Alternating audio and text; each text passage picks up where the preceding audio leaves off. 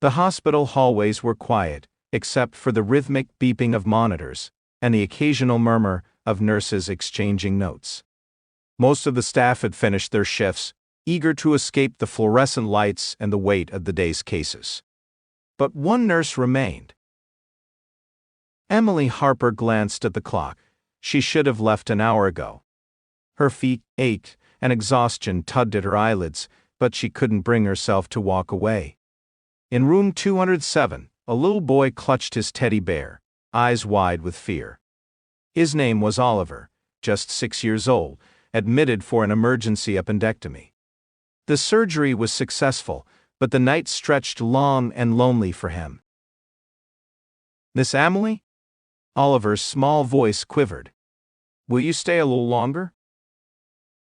Emily knelt beside his bed, brushing his curls away from his forehead. "Of course, sweetheart, you're safe here." Tears welled in his eyes. "But what if I wake up and my mommy isn't here?" His mother had been forced to leave for a night shift at a diner across town. Single moms didn't get the luxury of staying overnight. Emily knew that fear all too well. She had grown up in foster care, shuffled between homes, often left to comfort herself in the dark. She squeezed Oliver's tiny hand. "I'll stay right here until you fall asleep." She hummed softly, rubbing slow, soothing circles on his back. Bit by bit, his breathing steadied, his small fingers still clutching hers, as he drifted into slumber. Unbeknownst to her, a visitor stood just outside the doorway, watching the tender exchange. Daniel Reynolds had come to the hospital for a routine executive health checkup. A billionaire entrepreneur, he was accustomed to efficiency, bottom lines, and schedules. He had long since accepted that the world operated on transactions, money for time, services for compensation. But standing there, watching Emily, something inside him stirred.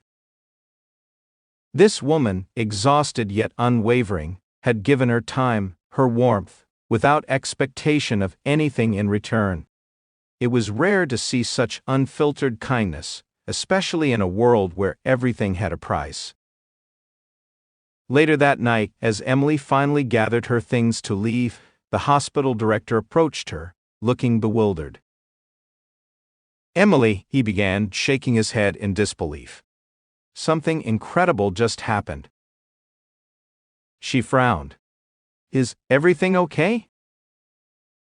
He let out a breath.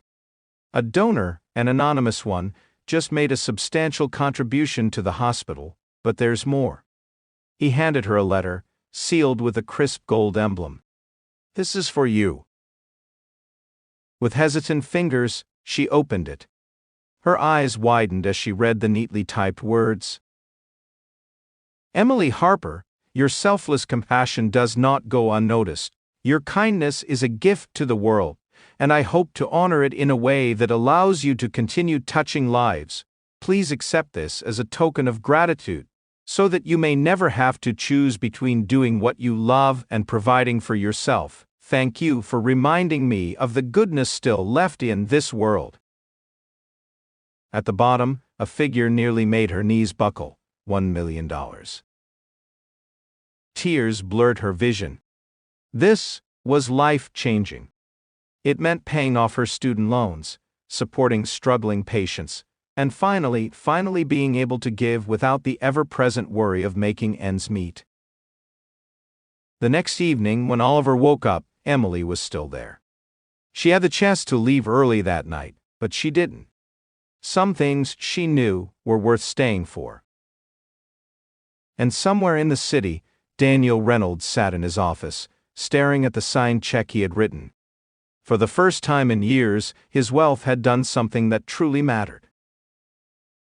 The next morning, Emily arrived at the hospital with a renewed sense of purpose. The weight of exhaustion still clung to her, but something inside her felt lighter, freer. She wasn't used to being on the receiving end of kindness, and part of her still couldn't believe it was real. But the letter in her bag and the number in her newly upgraded bank account assured her it was. She had debated all night about what to do with the money. $1 million. It was more than she had ever dared to dream of. But Emily wasn't the kind of person to hoard blessings. She believed they were meant to be shared. As she made her rounds, she passed Oliver's room and peeked inside. He was sitting up, holding a juice box, his face brighter than it had been the night before. His mother, a tired-looking woman in a faded uniform, was smoothing his blanket, her eyes red from lack of sleep. Emily hesitated for a moment before stepping inside. "Good morning, Oliver," she said with a warm smile. The little boy grinned. "Miss Emily, you stay." "I promised, didn't I?" She turned to his mother.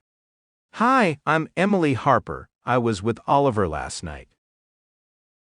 The woman looked at her, exhaustion and gratitude warring in her eyes. "Thank you," she whispered. "I hated leaving him, but I had no choice. If I don't work, we don't eat." Emily swallowed the lump in her throat. She had been that child once, the one left behind because survival came first. She reached into her bag, pulled out an envelope, and pressed it into the woman's hands. "I know how hard it is," she said softly. "And I want to help." The woman blinked in confusion before opening the envelope. Inside was a check for $50,000 and her breath hitched, and she looked up, shaking her head. I can't accept this." "Yes, you can," Emily insisted. "You and Oliver deserve stability. You shouldn't have to choose between caring for your son and keeping a roof over your head." Tears slipped down the woman's cheeks as she covered her mouth with her hand. "I don't know how to thank you." Emily squeezed her hand. "Just promise me you'll take care of yourself, too." As she stepped out of the room, her heart swelled. She had made the right choice. But there was more to do. A week later, Emily sat across from the hospital director with a proposal. "I want to start a fund," she said.